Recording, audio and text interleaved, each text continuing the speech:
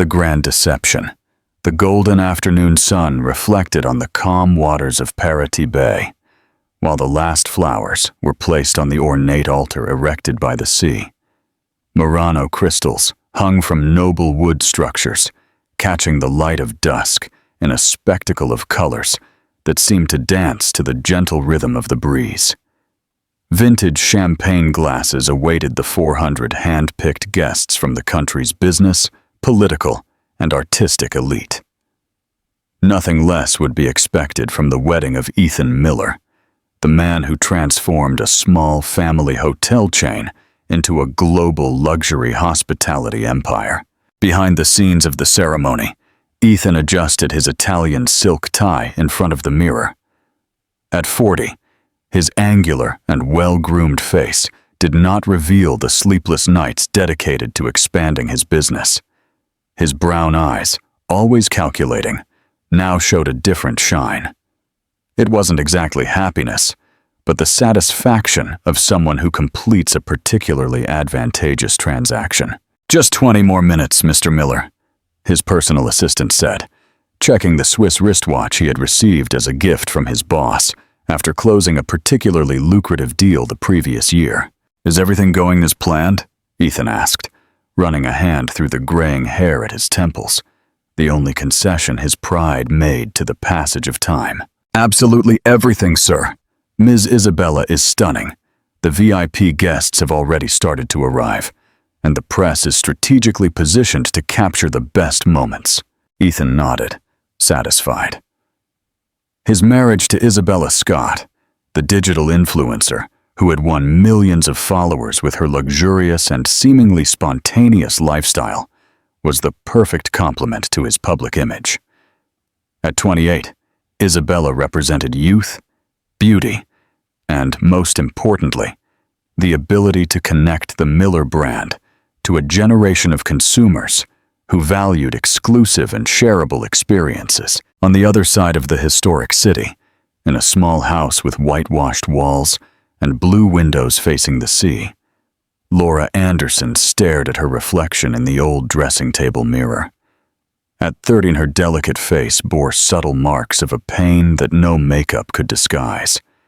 Her green eyes, once always bright and hopeful, now seemed like two deep lakes where painful memories swam like invisible fish. "You don't have to do this," said Clara, the gray-haired woman who had been her housekeeper for 12 years of marriage to Ethan and who chose to follow her after the divorce.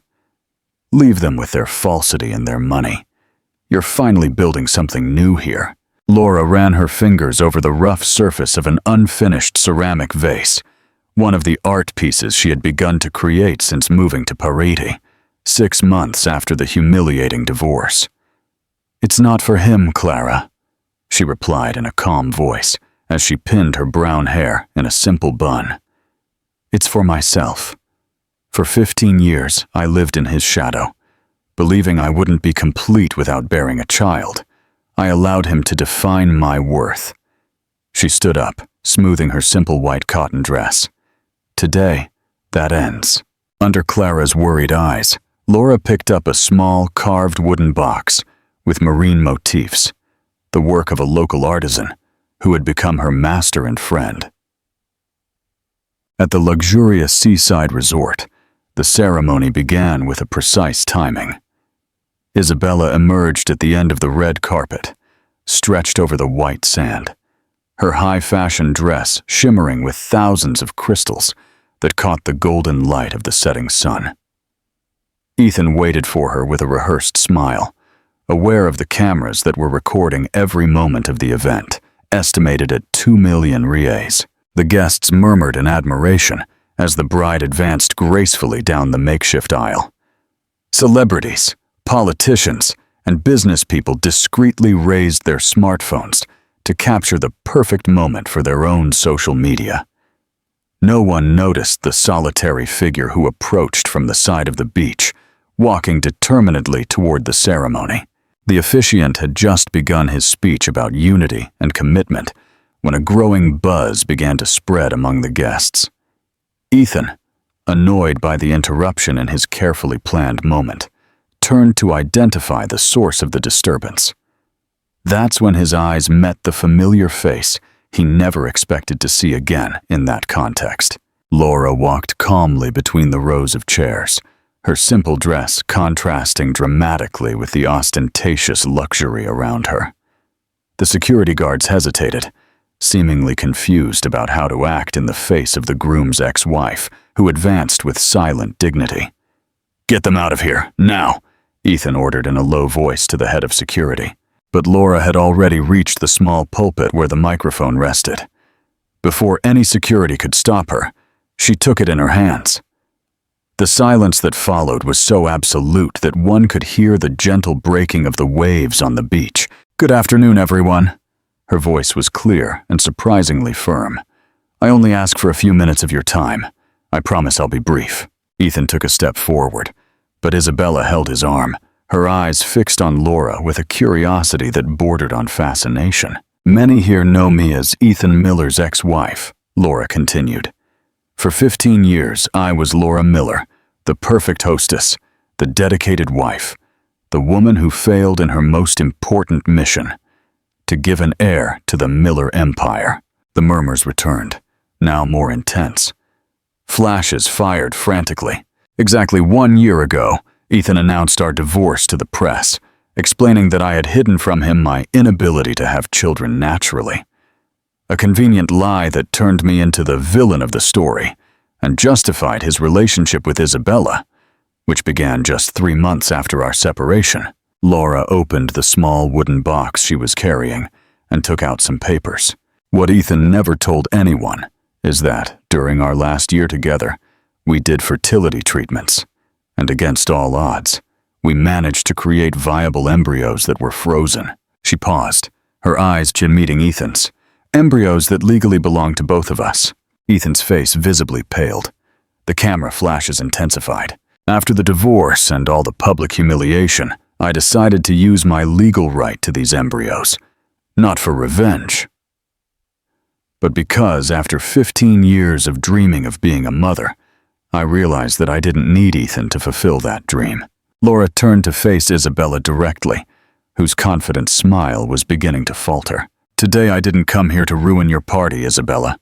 I just came to inform Ethan that, in approximately 7 months, he will be the father of twins, the heirs he so desired for his empire." Chaos ensued instantly. Isabella dropped the bouquet of rare orchids on the floor, while Ethan advanced furiously toward Laura. The guests stood up, some shocked, others delighted with the scandal they were witnessing. "You had no right," Ethan shouted, his face contorted with rage. "This is crazy. I'm going to sue you and the clinic." Laura remained serene, even when 2 security guards finally arrived to escort her. "The legal documents are all here." She handed the papers to a furious and trembling Ethan. "Your signature authorizing the procedure is still valid, even after the divorce. Consult your lawyers."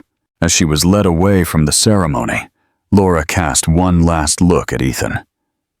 "One day you told me that I was incomplete as a woman because I couldn't bear your children, that it was my duty to have told you before the wedding."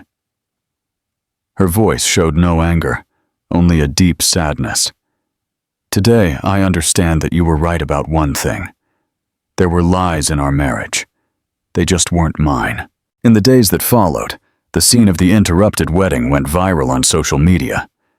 The hashtag Laura the Warrior dominated national trends, with thousands of women sharing their own stories of overcoming and empowerment after abusive relationships. Ethan tried to control the damage, issuing official statements that questioned Laura's sanity and threatening defamation lawsuits. But the damage to his public image was already done. His company's stock fell 12% in just 2 days.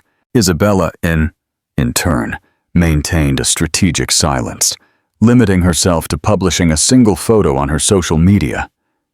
It was of herself, without makeup, with the enigmatic caption, "Not everything is as it seems." In her modest house in Parati, Laura finally felt the weight of the last few years leave her shoulders. Sitting on the porch that faced the sea, she gently caressed her belly, still flat, talking in a low voice to the small beings who were growing inside her, thanks to the surrogate mother she had secretly hired. "You will never be defined by the name you carry," she whispered to the sea breeze, "nor by money, nor by power. You will be loved for who you are, not for what you can offer or represent." That same night, kilometers away, in the luxurious penthouse in Sao Paulo, where they had fled after the wedding fiasco, Ethan obsessively examined the documents left by Laura. Every line, every signature, confirmed the unthinkable. He would be a father, but he would not have control over the process.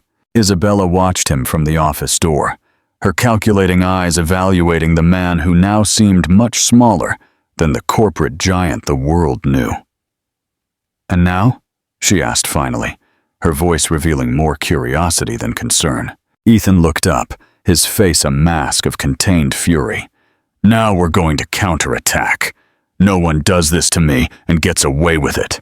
No one? But in the stillness of the night, when Isabella finally fell asleep, Ethan found himself looking at an old photograph secretly kept in his drawer.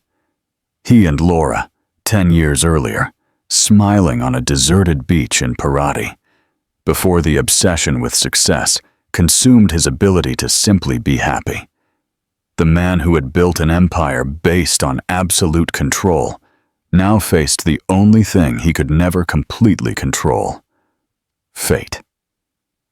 And somewhere deep within him, an almost forgotten voice asked if everything he had conquered was worth the price he had paid.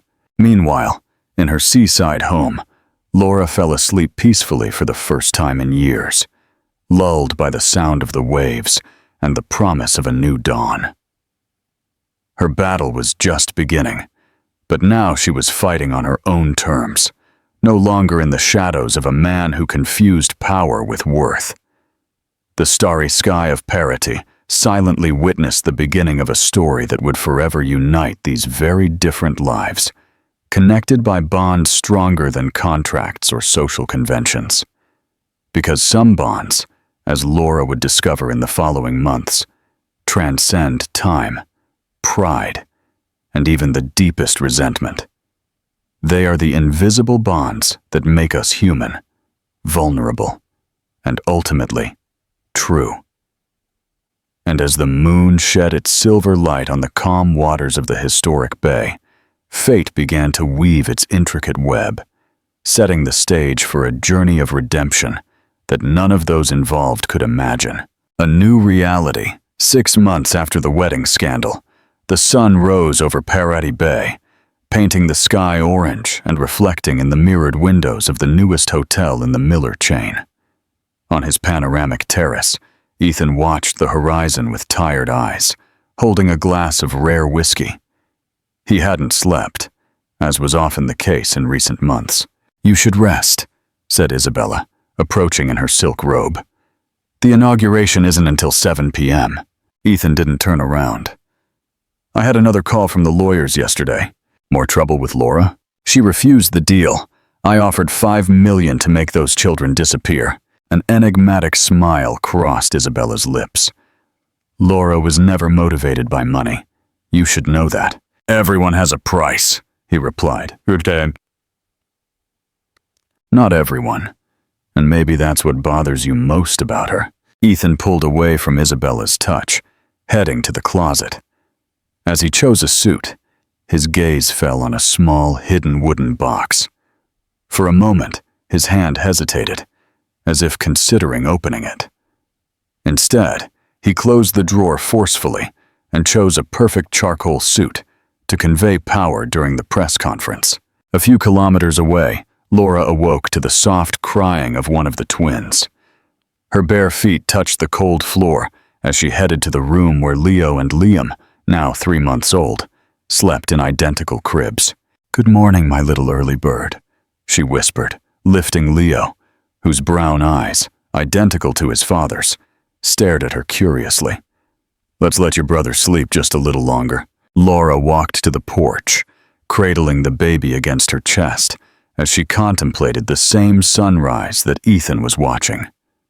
"See, Leo," she murmured to the baby who was nursing peacefully. "This is our world now. It's not as big or luxurious as the one your father built, but it's real. It's authentic." Clara came in bringing tea and homemade bread. "Liam is still asleep." Laura nodded, settling into the rocking chair as Liam continued to nurse, his tiny hand resting on his mother's breast in absolute trust. "Did you get any more messages from his lawyers?" "2 calls yesterday. They raised the offer to $5 million. And you?" "I refused, of course." There was serenity in her words. "There's no money in the world that can buy this, Clara." She caressed the baby's cheek. "This moment, this love, he won't give up easily. I don't expect him to give up. I hope he learns, that he understands that there are things in life that cannot be bought or negotiated like properties in his investment portfolio." At the hotel's convention center, Ethan was conducting the final meeting with his team before the press conference. Analysts project a 7% increase in stock after the inauguration.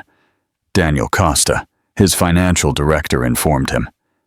The scandal of the wedding incident had been practically forgotten by the market. "And the expansion to Dubai?" Ethan asked, ignoring the mention of the incident. "Negotiations are advanced. The Sheikh is quite interested after the modifications we made to the project." Ethan nodded, satisfied.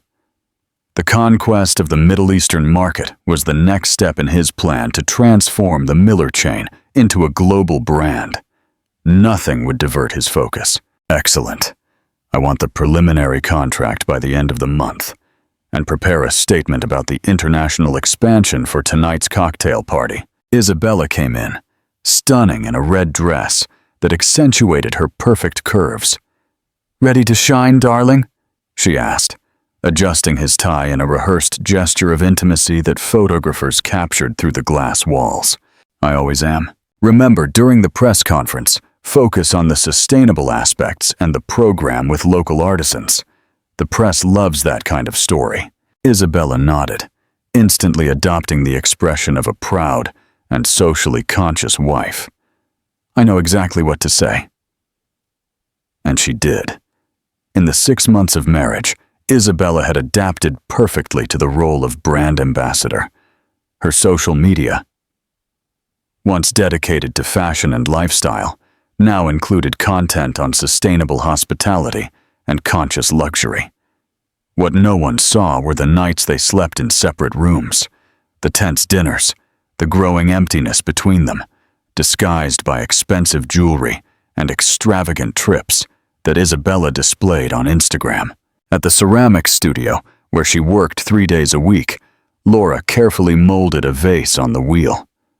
The twins were sleeping in a wicker bassinet, a gift from Mrs. Garcia, the elderly ceramist who had become her mentor. "You have talent, my dear," the woman observed. "Your hands speak to the clay. I learned from the best." No, Mrs. Garcia shook her head. "I just showed you the way. The talent was always inside you, just waiting for the right moment to awaken." The simple words touched Laura deeply. During the 15 years of marriage, her identity had been reduced to the wife of, her aspirations replaced by her husband's grandiose plans. "Before, I thought my greatest failure was not being able to have children naturally," Laura commented. "Today, I understand that my true failure was allowing someone else to define my worth. That's how it is, my daughter. We only recognize the cage after we learn to fly." One of the babies woke up. Laura found Leo watching her intently. "Hello, my little explorer." She smiled, lifting him gently. "Tired of sleeping already?" The baby responded with a happy coo. Laura held him against her chest, marveling at the feeling of completeness she had never experienced in the luxurious mansions she had shared with Ethan. "Sometimes I think about what he's missing," she confessed. "These moments, these little daily miracles. Perhaps that's what he needs to learn," Mrs. Garcia replied after a moment of silence. "Some people, especially men like your ex-husband, only value what they can't buy when they realize they've lost something irreplaceable. These boys are more than heirs. They are his chance to discover what truly matters. Laura reflected on the old woman's words. I don't want to use them to teach Ethan lessons. They deserve more than being pawns in a game of wounded adults. And that's why you'll be a great mother, because you understand that little ones are not extensions of ourselves, but beings with their own journeys. A phone notification interrupted the conversation. Laura's face changed to one of concern as she saw the photo of Ethan and Isabella at the press conference. The headline announced, "Miller defies scandal and inaugurates hotel in Parati. Ex-wife and children live in the same city." "It's just the beginning," Laura murmured, hugging Leo tighter. "The press is already connecting the dots. Soon, this place will cease to be our refuge." At the hotel, the press conference had turned into a cocktail party for selected journalists. Ethan circulated among the guests with ease, his smile never revealing the storm inside. "Mr. Miller," a journalist approached, "there are rumors that your ex-wife lives in Parati with your biological children. Is the choice of this city for your venture related to that fact?" Ethan's smile froze momentarily. "My personal life and business decisions are separate spheres," he replied coldly. "Parati was chosen for its tourism potential and cultural richness." Walking away, he ordered a double whiskey. His communications director approached, concerned. "We need to prepare a statement about the family situation," he whispered. "The press is making connections. There's nothing to declare. My private life is not up for discussion, but this affects the company's image. The investors. Investors care about results." Ethan cut him off. "The rest is noise. There's also the issue of succession. Since the news about the twins became public, shareholders have questioned the future of the company." For a moment, something dark crossed Ethan's gaze. "The future of the company is in my hands. My children, if I can call them that, are a legal matter that is being handled." Isabella approached, sliding her arm through his in a possessive gesture that the cameras did not fail to capture. "Is everything okay?" she asked with false sweetness. "Perfectly. Just the usual." She brought her lips to his ear. "I heard she refused the $5 million. Ethan stiffened. "How do you know that?" "I have my sources. What matters is that you need to understand something about Laura that you could never see. She was never with you for the money or status. This meant that you can't use those things to get rid of her now." In the private apartment of the hotel, late at night, Ethan finally allowed himself a moment of solitude. He poured himself a large whiskey and walked to the balcony overlooking the historic city. His eyes scanned the streets and inevitably searched for the region where Laura lived with the twins. The darkness prevented him from distinguishing any details, but the simple awareness that they were so close caused a disturbing sensation that he couldn't name. "What do you really want, Ethan?" The voice of his father, Jonathan Miller, echoed in his mind. Jonathan had been a man who died rich, powerful, and completely alone. His cell phone vibrated with a message from his lawyer. "Investigators' report has arrived. You need to see this." Attached was a file with photographs. Laura walking through the historic center with the twins, working in the ceramics studio, talking to local fishermen, sitting on the beach at sunset. The baby's asleep next to her. The last image hit him deeply. Laura breastfeeding one of the babies on her porch, the other asleep in a nearby basket. Her face conveyed a peace that Ethan had never seen during the years of their marriage. The report concluded. Subject refused significant financial offer. Behavioral analysis suggests emotional, not material. Motivation, alternative approach recommended. Ethan closed the file, a knot in his throat. For a moment, he allowed himself to imagine a reality where he hadn't let the obsession with success poison everything, including his marriage. Isabella arrived, interrupting his thoughts. "The party is wonderful. Everyone is impressed." "Great," he replied mechanically, without looking away from the city. "What are you thinking about?" For a moment, Ethan considered sharing the truth, that he was thinking about Laura, about the children he had never met, about the life he could have had. Instead, he turned with a rehearsed smile. The expansion to Dubai, of course. This is just the beginning. Isabella returned the smile, but her eyes remained cold. She hadn't believed him, but it didn't matter. Our marriage wasn't built on truths, but on mutual conveniences disguised as love for the cameras. Of course, she replied softly, always thinking about the next step. That's why you've come so far. The words carried a subtext that did not escape Ethan. So far and so alone was what she really meant. That night, while the music echoed in the distance and Isabella slept in the next room, Ethan remained awake, staring at the ceiling. His empire was growing, his stock was rising, his influence was expanding globally. By any metric, it was the height of success.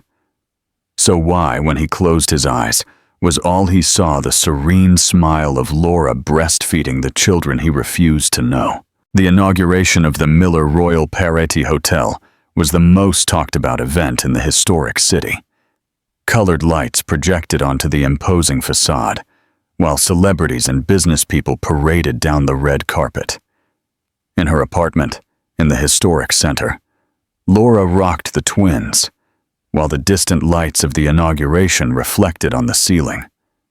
She tried to ignore the buzz that filled the city, the helicopters flying over the bay, the photographers invading the quiet streets in search of the perfect angle of the new hotel. "It seems you can't escape him even if you want to," Clara commented, entering quietly with a cup of tea. Laura smiled sadly, placing the sleeping Liam next to his brother in the crib.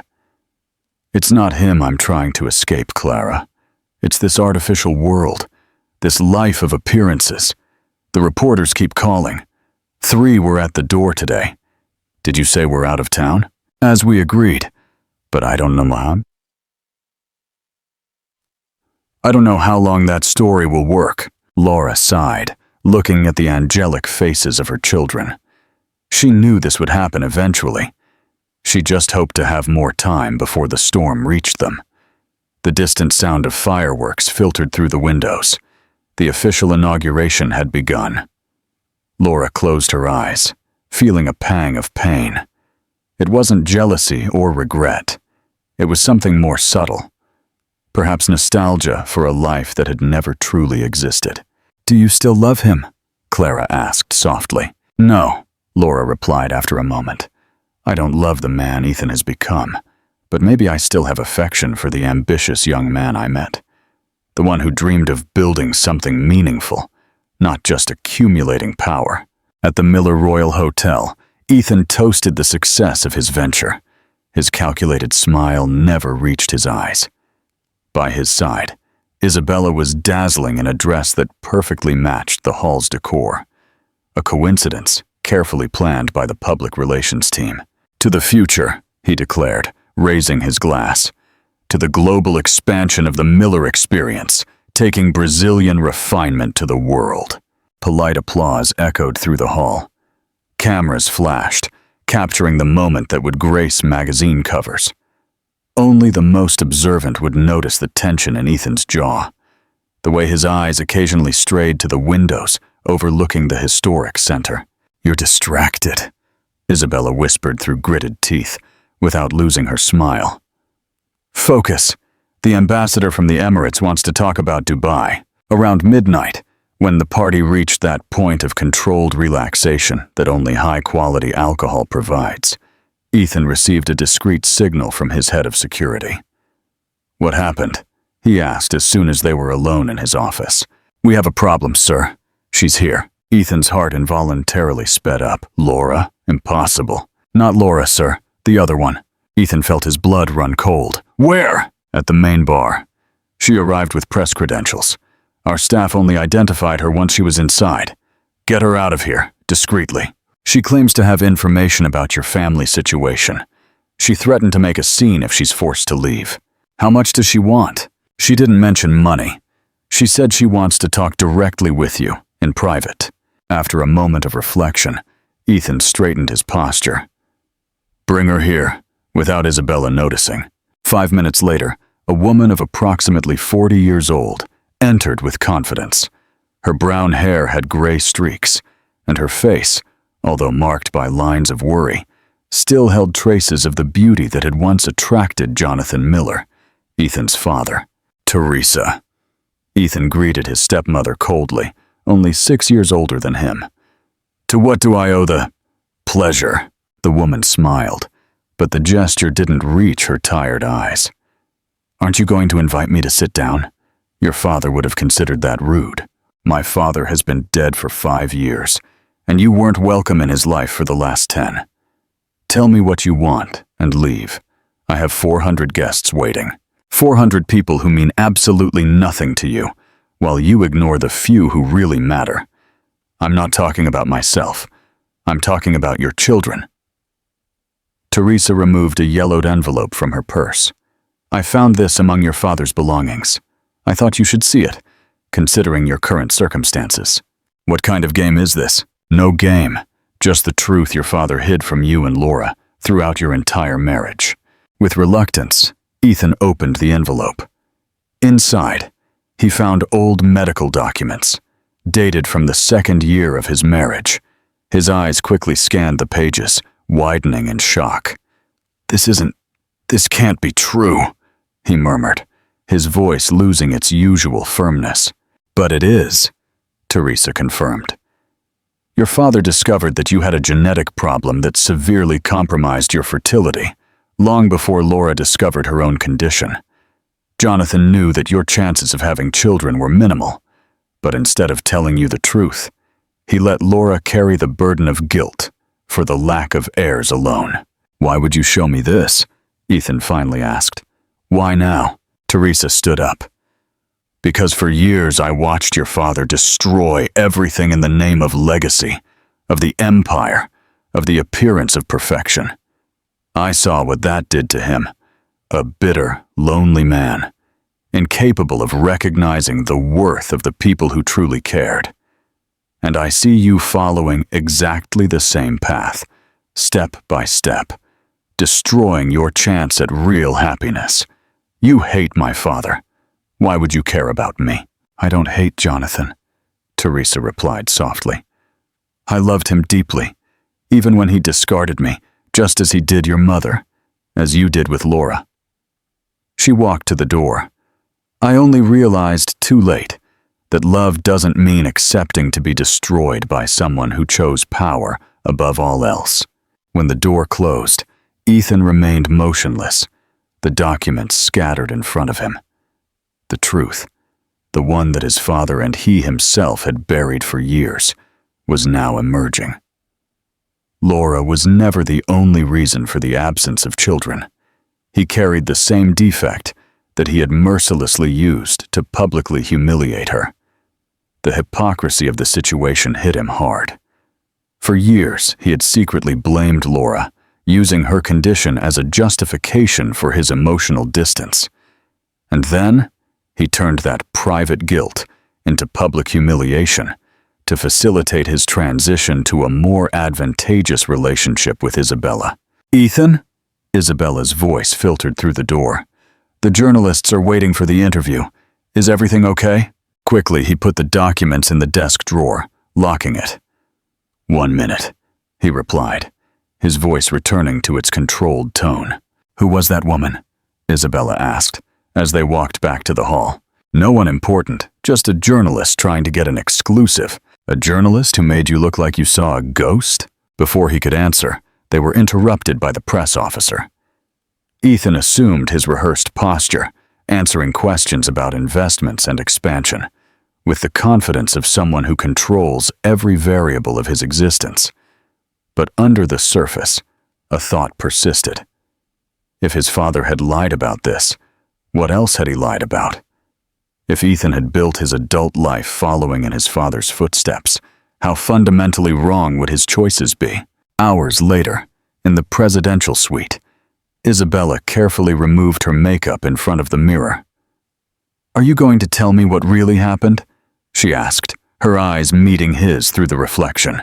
Ethan poured himself a whiskey without answering immediately. What would you do if you discovered that your whole life was built on a lie? Isabella studied him with an expression impossible to decipher. That depends on whether the lie still serves my purposes. The brutal sincerity of her answer surprised him, although it shouldn't have. It was exactly the kind of cold pragmatism that he himself applied to business and relationships. And what if the lie started to destroy everything around you? He insisted. An enigmatic smile curved Isabella's lips. Then I would create a new narrative that better served my goals. It's what we've always done, isn't it? Around 3 a.m, unable to sleep, Ethan made an impulsive decision. Dressing in discreet clothes, he grabbed the keys to a less ostentatious car and silently left through the service entrance. The city was sleeping as he drove slowly through the cobblestone streets, with no specific destination. Eventually, he found himself near the historic center. The fresh air of the early morning carried the smell of the sea and jasmine. Ethan walked with no definite direction, his thoughts as murky as the starless sky. That's when he turned the corner and saw it. That house with white walls and blue windows. Laura's house. Its light was on, filtering gently through the curtains of the porch. Ethan stopped, paralyzed by conflicting emotions. Part of him wanted to run away, return to the controlled world he had built.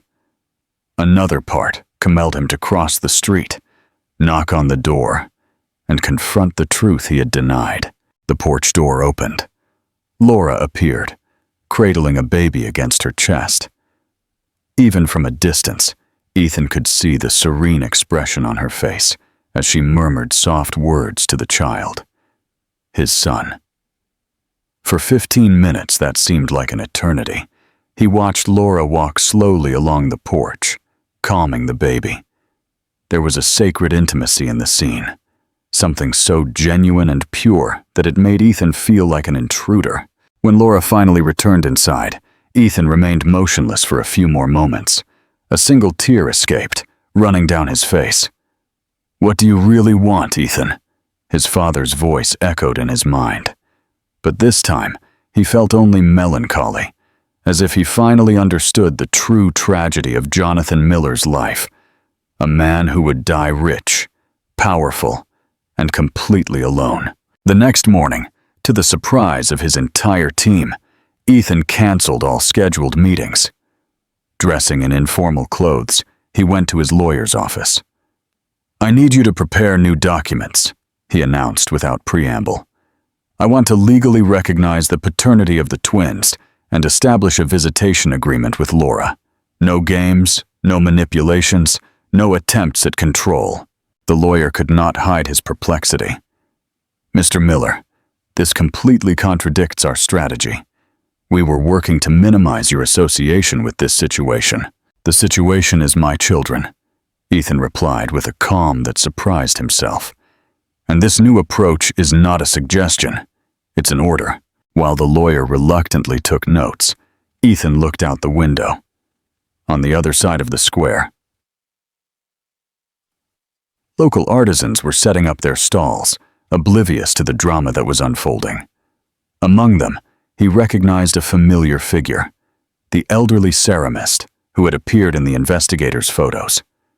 Mrs. Garcia was carefully arranging hand-painted ceramic pieces, creations that carried decades of tradition.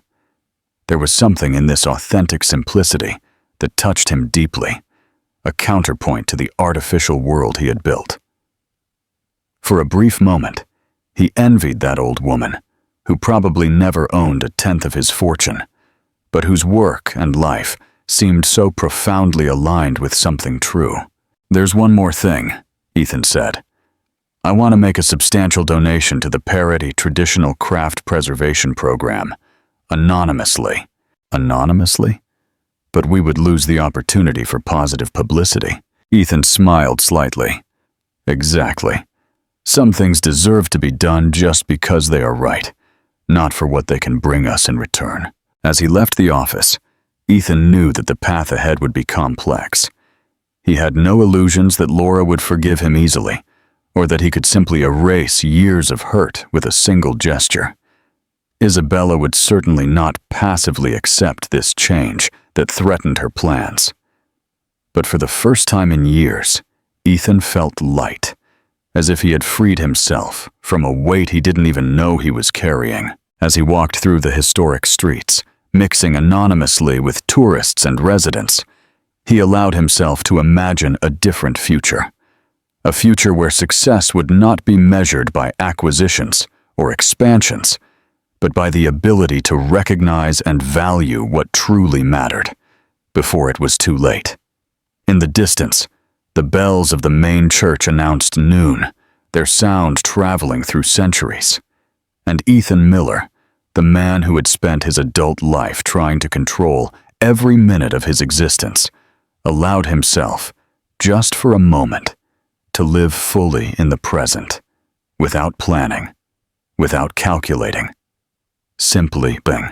The unsentimental truth. A week after the inauguration of the Miller Royal Parody Hotel, Laura watched the twins play on the porch. Leo was trying to lift himself up by his arms, while Liam, more contemplative, followed a blue butterfly perched on the railing with his eyes. Clara came out of the kitchen bringing fresh coffee and fruits.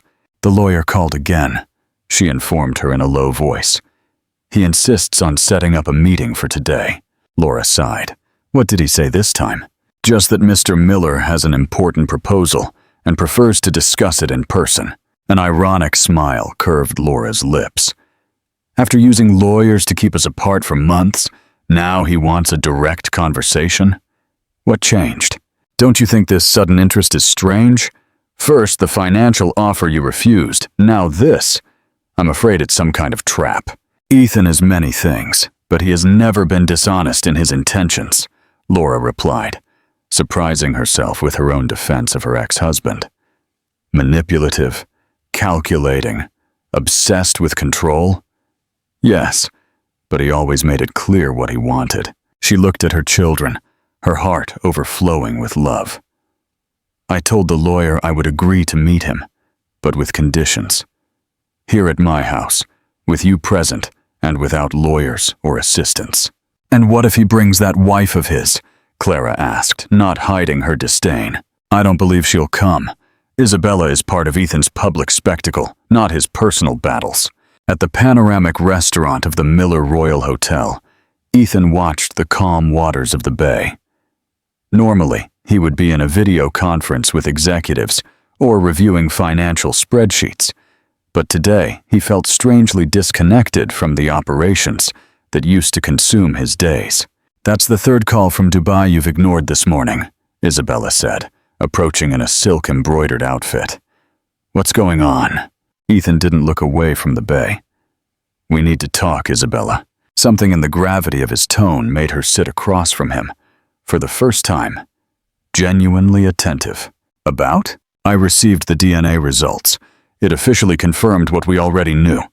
The twins are my sons. Isabella nodded slowly. There was no surprise in her meticulously made-up eyes, only calculation. And what does that change exactly? We've known that since the beginning. It changes everything. I'm going to publicly acknowledge them and establish a visitation agreement with Laura. A charged silence followed the declaration. Isabella studied her husband's face, as if looking for signs that he was joking. It's an interesting move, she finally concluded. Acknowledge paternity and control the narrative before the press turns it into a bigger scandal. Intelligent, Ethan shook his head. It's not about controlling the narrative. It's about taking responsibility. Responsibility, Isabella repeated, as if it were an alien concept. Since when does Ethan Miller care about that more than strategy and image? Since I discovered that my father lied to me my whole life, he replied, his voice low but firm. Since I realized that I'm repeating the exact same mistakes that turned him into a rich, powerful, and profoundly unhappy man. Isabella leaned forward, her eyes suddenly alert. What are you talking about? What lie? Ethan hesitated. The truth about his medical condition seemed strangely intimate to share with Isabella, the woman with whom he shared a bed, but not his heart. However, if he was committed to the new direction he wanted for his life, honesty needed to start now. I discovered medical documents that my father kept secret, he explained calmly. I have a genetic problem that seriously compromises my fertility. He knew about this years before Laura discovered her own condition, but he let her carry the entire burden of guilt for the lack of children. And the most ironic part is that the twins are a kind of statistical miracle. The chances of me fathering children, even with assisted fertilization, were minimal. Isabella processed the information in silence. When she finally spoke, her voice was controlled, but something cold had settled in her eyes. That's why you've changed your mind about the babies. You're not going to have other children. Maybe. Maybe not. But it's not about that. It's about realizing that I've spent my life repeating the patterns my father established, choosing power and control over genuine connections. It's about not wanting to die like him, surrounded by achievements, but with no one who truly cared. Isabella stood up abruptly. What a convenient time for this spiritual awakening, Ethan. Just when you discovered that you probably can't give me the children we discussed before the wedding. The accusation hit him like a physical blow, mainly because it contained a painful truth. He and Isabella had discussed children. Yes, always in practical terms.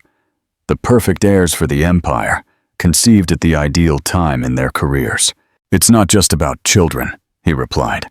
It's about honesty, about building something real, not just a polished facade for the cameras. A cold smile curved Isabella's lips. Real? Our relationship was always exactly what both of us wanted, a mutually beneficial strategic alliance. You needed a young, stunning wife to renew your public image. I needed the power and connections of the Miller name to expand my personal brand. Don't come at me now with speeches about authenticity, Ethan. It doesn't suit you. Ethan watched the woman in front of him. Beautiful, ruthless, calculating. A perfect mirror of what he himself had been for years. The realization hit him. There was no love between them, just an elaborate dance of interests and appearances. You're right. What we have has never been real. Maybe it's time we both admitted that. Isabella's eyes narrowed. What are you suggesting exactly? I think we both know that this marriage will not survive my decision to acknowledge the twins and reconfigure my priorities. The question is how we will manage this transition. Isabella straightened her posture. If you think I'm simply going to accept being discarded after all the personal investment I've made in this relationship, you don't know me, Ethan. I'm not Laura, willing to disappear silently with an apology and a few crumbs of your fortune. Ethan nodded slowly, recognizing the dangerous ground. I never underestimated your intelligence or determination. I'm proposing a respectful separation that protects both of our interests. You would maintain your position as brand ambassador for a transition period, with appropriate compensation. Isabella let out a humorless laugh. Always the negotiator, always putting values on feelings, prices on relationships. You think you're changing, Ethan, but you're still the same man. You're just negotiating a new deal that seems more advantageous now. Before he could respond, she walked to the exit, stopping only to add, think carefully before turning this into a war. I have much more to reveal about you and your methods than you imagine. As he watched Isabella walk away, Ethan felt a mixture of relief and apprehension. The path ahead was full of obstacles, many created by his own choices. But for the first time in a long time, he felt that he was walking in the right direction, even if it was the most difficult one. His phone vibrated with a message from his lawyer. She agreed to meet you today at 4 o'clock at her house, without lawyers, without assistance. Something unexpected stirred in Ethan's chest. It was not anxiety or strategic calculation, but an almost forgotten emotion. Hope. a different kind of value, and the craft fair in Parati's Central Plaza, Laura arranged her ceramic pieces. The vases, inspired by the colors of the bay, attracted curious glances from tourists. Beside her, the twins were sleeping in a double stroller, protected from the sun by a colorful cover made by Ms. Garcia, who was working at the neighboring stall. "The girl from the magazine is back," the old woman murmured, without looking up. "Third time this week." Laura noticed the young reporter who was pretending to be interested in the pieces, while clearly monitoring her stall. Since the hotel inauguration, the press's interest in the ex-wife and the secret heirs had intensified. "She's persistent, I have to admit," Laura replied, continuing to organize her ceramics. "It's easier to scare a buzzard from carrion than a gossip reporter," Mrs. Garcia philosophized, bringing a smile to Laura's face. "But don't worry, this storm will pass too." Liam began to wake up. Laura immediately left the ceramics to attend to him. "Hello, my prince," she whispered, lifting him gently. "Did you have good dreams?" The baby responded with an adorable yawn. These simple moments had become her most precious treasure. The exchange of looks, the small gestures, the absolute trust with which her children surrendered to her care. "You are building something sacred here," Mrs. Garcia commented. "Something that no money can buy. Thank you, Mrs. Garcia, for everything. I don't know what I would have done without your wisdom these past few months." The old woman waved her hand, dismissing the thanks. "The wisdom isn't mine, my daughter. It was always inside you, just waiting for the right moment to blossom." The reporter finally approached, her professional smile barely disguising her eagerness for an exclusive. "Your work is beautiful. How long have you been working with ceramics?" Laura smiled politely. "Thank you. I only started 6 months ago, but I had the best teacher in Brazil," she added, indicating Mrs. Garcia. 6 months? That coincides with your move to Parati after the divorce, doesn't it? Laura took a deep breath. "Yes, I moved to Parati about a year ago. And how do you feel now that your ex-husband has opened a luxury hotel practically next to your house? Many consider it a provocation." Laura adjusted Liam in her arms. "Parati is a wonderful city that welcomes everyone. I'm sure the new hotel will be a success, like all of the Miller chain's ventures." The reporter seemed disappointed with the neutral answer. "And what about the rumors that Ethan Miller requested DNA tests to confirm the paternity of the twins?" A flash of irritation crossed Laura, but she maintained her serene expression. "I don't comment on rumors, especially those that involve my children.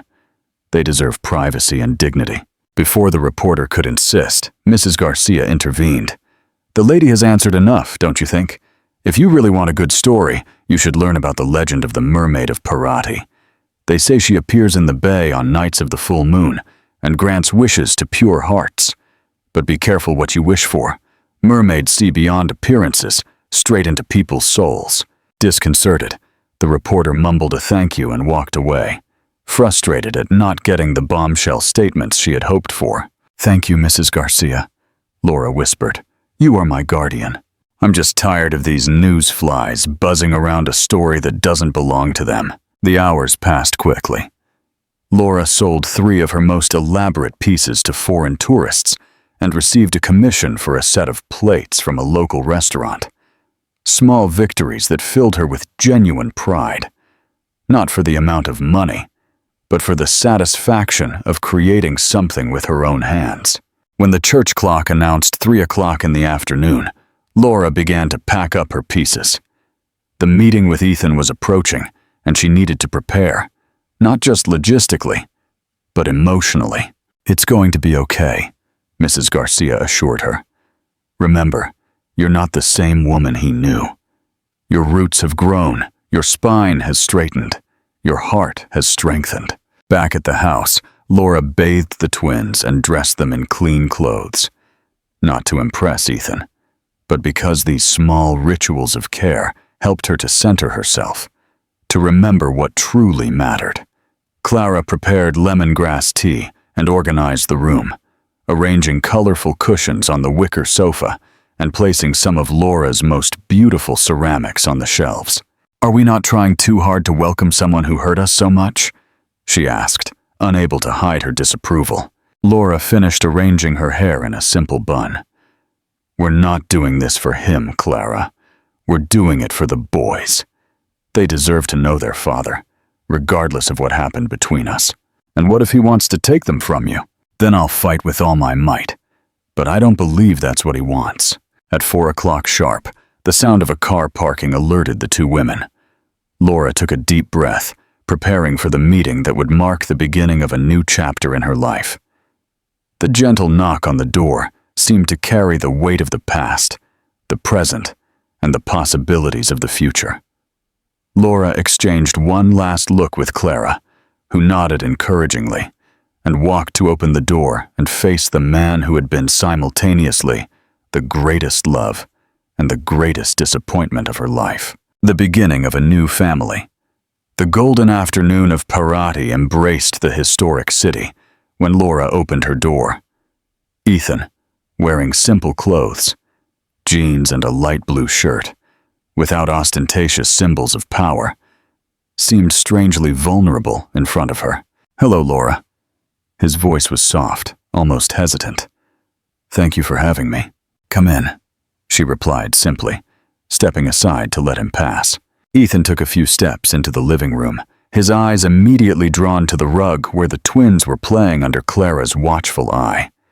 Something indescribable crossed his face, a mixture of fear, fascination, and emotion. "Are they them?" he murmured, more to himself.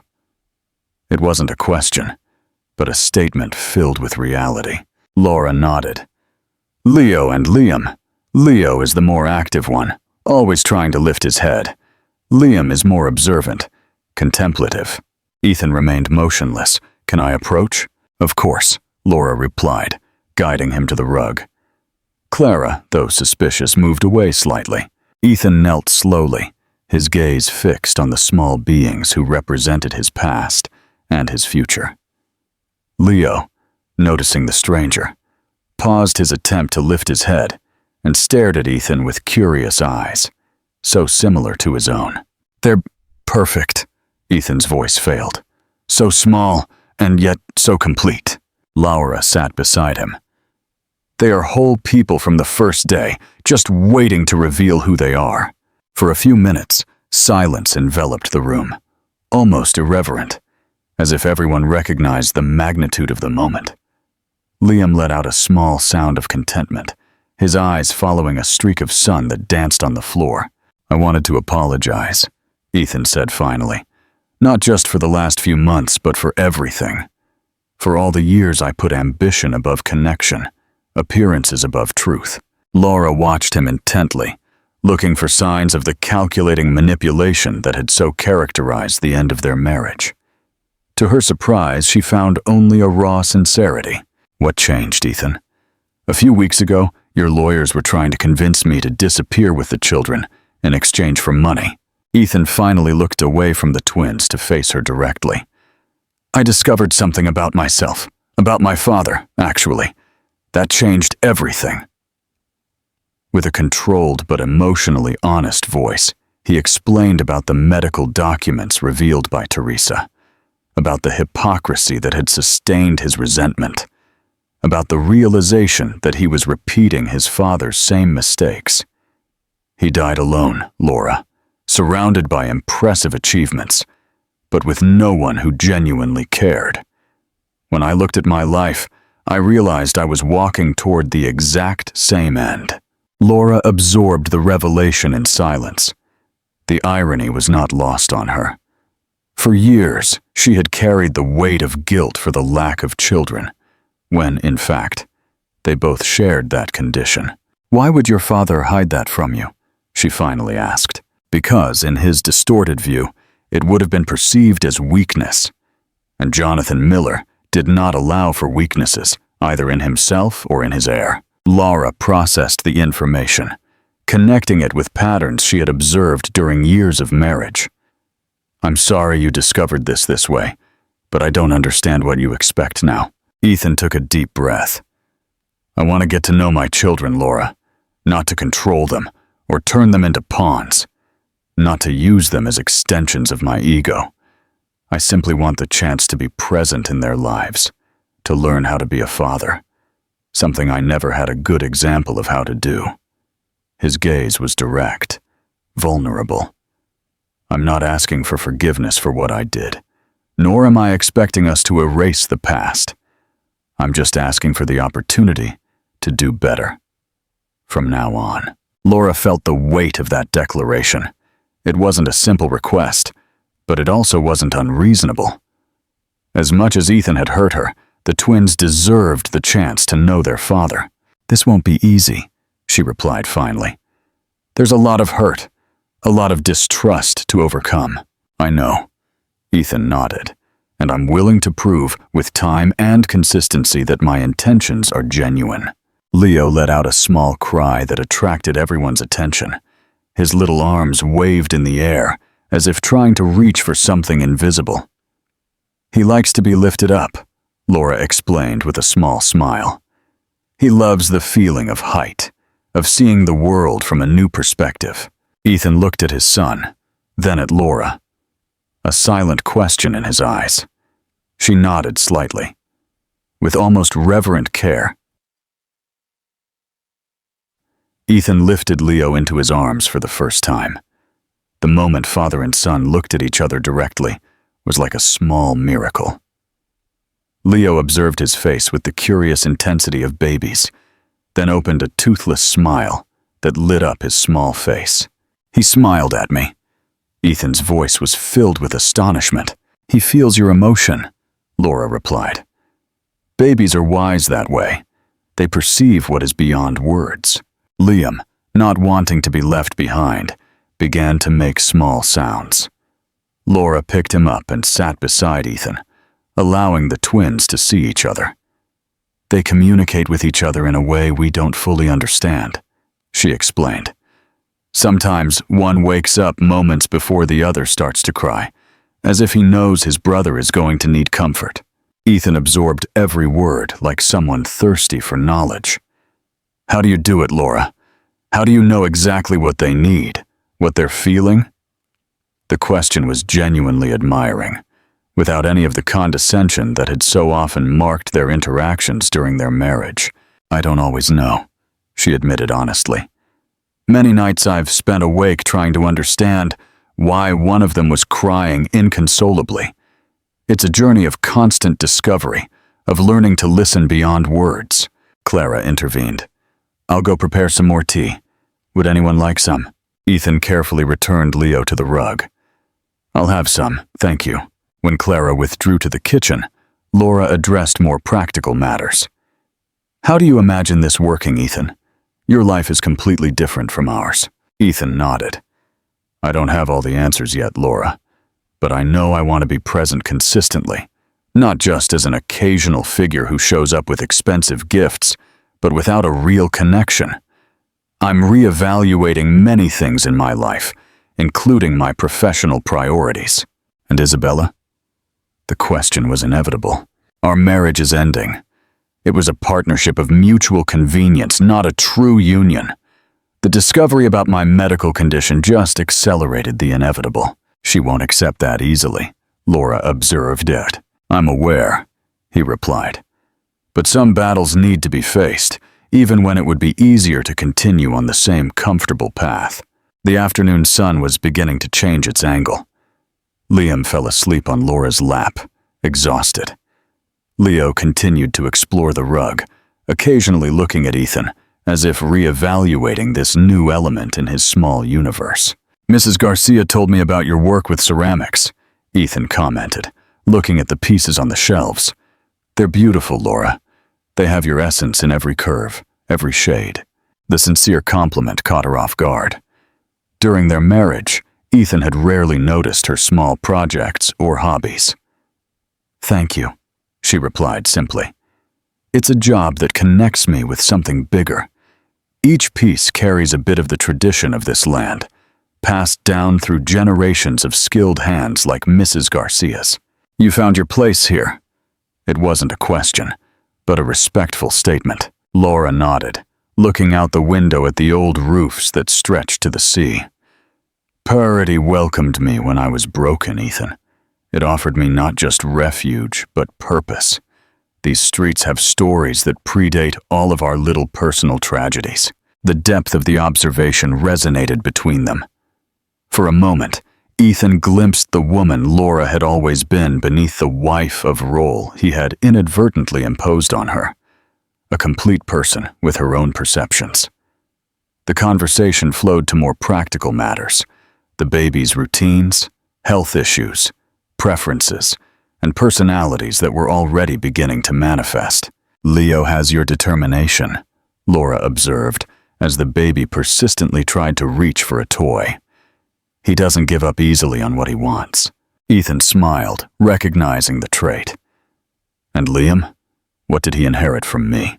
Your observational skills. Nothing escapes his eyes. He absorbs everything, processes it in his own way.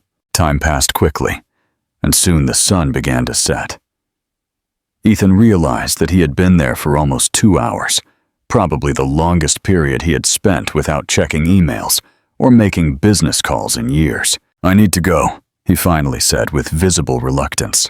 But I would like to come back, if you'll allow it. Laura studied him for a long moment. The boys are usually more receptive in the morning after breakfast. If you want, you can come tomorrow around 9. I'll be here. Thank you, Laura. He stood up, casting one last look at the twins. Leo had finally fallen asleep too. They truly are a miracle. Yes, they are, Laura agreed, accompanying him to the door. And they deserve peace, so we can work together for their well-being, regardless of our shared past. On the doorstep, Ethan hesitated. There was so much more he wanted to say, so many apologies to offer. But he knew that some journeys cannot be rushed.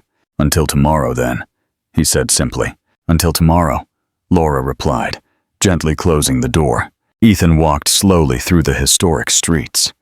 The twilight sky offered a spectacle of colors that would normally go unnoticed in his timed life. Later, after putting the twins to sleep, Laura talked with Clara. "What do you think?" she asked. "Did he seem sincere?" The housekeeper considered the question carefully. "Yes, he did. But words are easy, Laura. It will be his actions in the coming months that will reveal the truth." Laura nodded, arranging the blanket over the sleeping babies. "I think he really wants to change." "For them?" Clara asked, indicating the twins. "Maybe for himself, more than anything," Laura replied after reflecting. "And that makes all the difference." The two women remained silent for a few moments, watching the small lives that had irrevocably transformed their existence.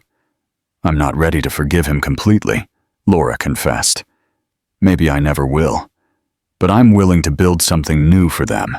"That's more generosity than many would have," Clara observed, gently squeezing Laura's shoulder. Outside the window, the crescent moon began its journey across the night sky, shedding silver light on the city. In its silent wisdom, Parati seemed to embrace this new narrative of redemption that was just beginning to unfold on its historic streets. While Laura watched her sleeping children, a certainty settled in her heart. Regardless of what the future held, she had found her inner strength. She was no longer someone's shadow. She was not defined by her relationship with Ethan or her reproductive capacity. She was complete in herself, an artist, a mother, a woman, capable of facing any storm. "Tomorrow will come with its own challenges," she murmured to her children. "But we will face them together, one day at a time." On the horizon, the first signs of a storm were forming over the ocean. But inside the small house with white walls and blue windows, there was peace, a peace won through pain and rebirth, through the courage to rebuild from the rubble of destroyed dreams. And perhaps, Laura thought, that was the most important lesson she could pass on to her children. That true strength is not in never falling, but in the courage to rise once again, to find beauty where there was once only ashes. The rain began to fall gently on Parati, washing the cobblestone streets, the colorful walls, the old roofs. A natural baptism that seemed to symbolize the renewal that was just beginning for that improbably reunited family. The storm would pass, as all storms eventually pass, and when the sun rose again over the bay, it would illuminate a new day.